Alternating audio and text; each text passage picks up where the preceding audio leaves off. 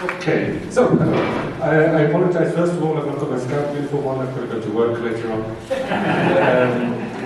But I recognize a lot of faces out there. I won't spend too long saying where I am now. Some of you have been to the restaurant in KISC, which I've now been running for 5.5 years. Time flies. You guys, you also know the beauty of KISC, you know what it brings. I don't need to tell you how amazing it is, but what I can do is share the impact KISCimpact, or you could say the KISCimpact, the KISCimpact that it had on my life, and how I got to the point where I am. Let's have a look. There we go, perfect. That's where it all started. I was a kid in a small town. We only had one scout group, a pretty small scout group. And for me, international scouting wasn't on the radar. We didn't do international camps at that point. Even the World Scout Jamboree is in the UK. I had no idea about it. I didn't know that there was people coming from Brazil, that was coming from all over the world to my country at the time. I had no idea. At some point, our leaders, they decided they would organize trips to KISC. We came 3 times. Okay, we came a little bit out of season, so it was mainly just full of British Scouts. But the staff, well, as you guys know, the staff, they come from everywhere. I remember the tall Dutch guy. I mean, he wouldn't have been able to stand on the stage. And he was giving out the little wooden clogs, you know, the woggles at the international evening. I remember the Finnish scout that taught me to ski. I remember the campfires there, just hundreds of people. And singing and chanting and from all over the world, you know. So a bit later on, December 2009, as Eric was saying just before, and with Jenica as well, we travelled to KISC, a short-term staff. There was maybe a few other people here at the same time, Eliana as well, right?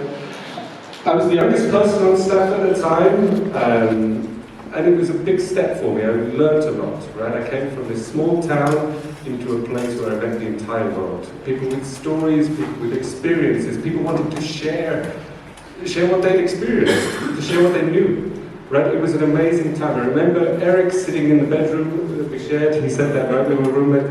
He was sitting there and he was practicing writing postcards in the most beautiful Japanese handwriting. It was incredible. I remember the director, and of course he was very approachable, but he had a clear view, right? He knew exactly what he wanted, he knew how things should be. I remember the long-term staff, you know, they would be showing us how to do the jobs, but they would be a part of it. They would be leading from the front. They would, how would you say, they were autocratic. They were showing us how to do it, not just how.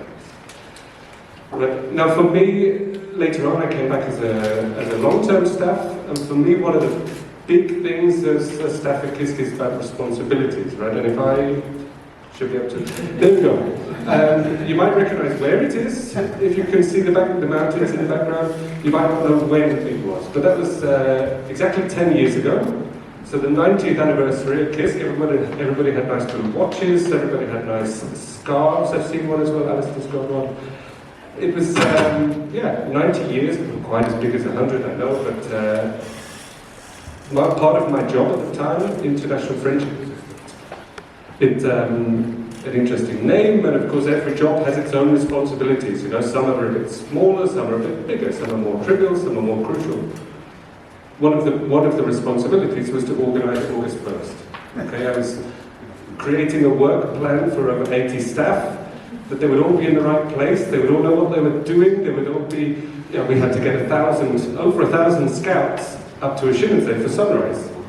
There was also 2 different times at the sunrise. One person said this time, one person said... Anyway, I actually had a look back through the old annual report. I was interested in what I would find. I found the annual report from 2014 or 13. 1,111 people joined that day, officially. I'm sure there was more on the parade, there was more in the village. But the crazy thing is, before August 1st, before getting all of those 1,111 people to Lichtenstein for sunrise, I'd never been here on August 1st. I had no idea how it goes. I'd never seen it. There was supposed to be a carnival.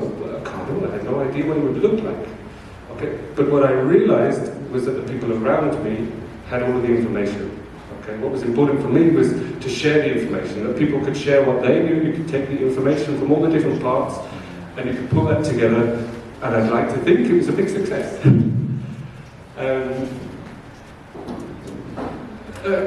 What was it? There was 3 years here. Maybe I've got another picture as well. Yeah, exactly. There's some more pictures, so you don't have to look at me all the time. 3 years I was long-term staff, doing a few different jobs, with lots of different responsibilities through the time.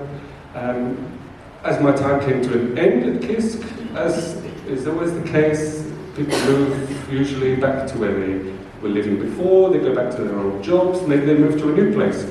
I didn't move very far at all. I stayed in the village. I was looking for work. I was very happy living in this place.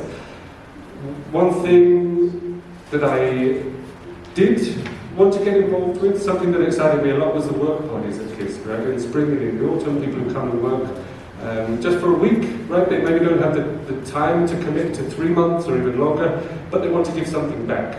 All right, I got in contact with Simon from the International Work Party. Some of you may know him as well. At the time, he was having some serious health problems. The work party had not happened for a couple of years.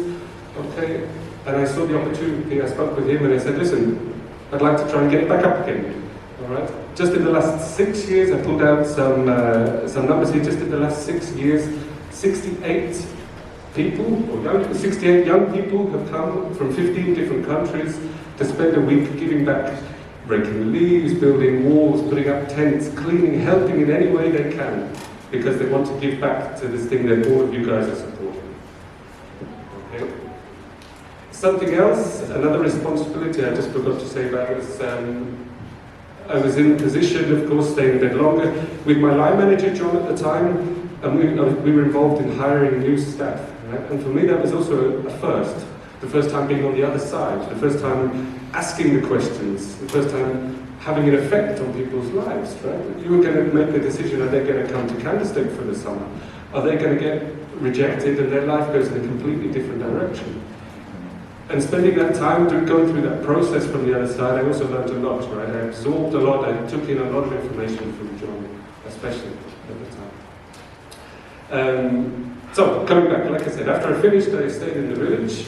Let me just have a look, I can't remember what the next one is. Oh, there we go, exactly, the International Work Party. This is a couple of years ago, and like I said, it's incredible to see the excitement that people have, the energy that they put back into it, and the time that they want to give to scouting and to helping. One of the other big challenges for me when I finished at KISC, of course, was the language. I'd seen people before all speaking my language when I was a staff at KISC, and I'd seen how everybody can communicate in English. All of you guys can understand me.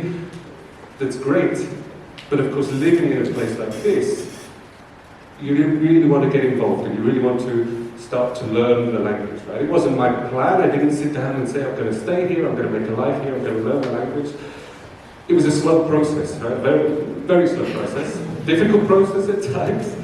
In the beginning, I would sit at home with my housemates and, they would be talking, laughing, joking. Probably 99% of that conversation would just pass me by. I had no idea what they were talking about. 1% of a conversation, you don't get very far. It would go forwards a bit longer. My boss at the time, an incredible man, incredible stories. He had a brilliant story about Toblerone. But, I would just listen and take it in, and of course it would slowly improve. Maybe some of you know as well, there's a point where you're learning the new language, and yes, you understood the conversation. You know what you want to say back? The conversation already moved on. But, that's some of the challenges, right? With being in a place like this, especially with learning a new language. Where I am now as well, I also consider myself quite lucky, right? With both personally living in a place like this, also professionally with the job that I'm doing. And for me, it all comes from the experiences you have, right? The experiences I had at KISC with an international team, with the different languages, the experiences I had with the International Work Party, the excitement and the enthusiasm that they bring. Also the experience of people speaking a language they're not always comfortable with, right? Comfort, of course, I've got a story there. So when I was a 16-year-old scout, I remember standing at the top of the ski piste. I said the Finnish Pinkie was teaching us how to ski, and she drew a circle in the snow, right? I drew a circle and said, right, this is your comfort zone. This is where you're comfortable, this is where you're happy. I was very happy. I was very, very happy inside my circle. Right, but outside of the circle, I explained, that's where learning takes place, okay? If you want to get down the slope, yes, it's going to be scary, but you've got to get out of that comfort circle if you want to make the steps forward. I mean, we came back from that ski trip without any broken bones, so we survived at least getting out of our comfort zone. Right? Exactly. Where does that leave me now? One of the difficulties, especially with the business, maybe I'll just come forward as well. There we go. One of the difficulties at the beginning especially was to build up a reputation. You want to show people the good that you can do. Of course, KISC's reputation goes back 100 years. What everybody's built over that time is something incredible. We were starting from zero, so it was perhaps a little bit harder in the beginning. But I can be very proud of the fact I've built something up to a business which has an annual revenue of almost £500,000 francs, and I've got, just in the last few years, an international team of 9 different countries, I think I counted. I did write them all down, but you know, of course from the UK, from Bulgaria, from Spain, from Ukraine at the minute, of course. What else have we got? Nepal, I've had Portuguese, you know, and it's not on the scale of KISC, but for me it's something I'm very proud of.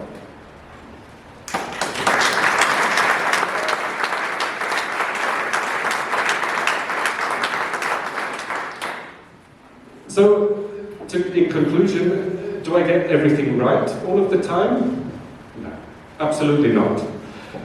Do I push my team into situations which challenges them? Do I push them out of their comfort zone? You'd have to ask them and see what they say about it. But did I learn during my time at KISC how to deal with people, how to deal with especially people in different languages, different cultures? Absolutely. That's what I took away from KISC, and that's what I put into my life.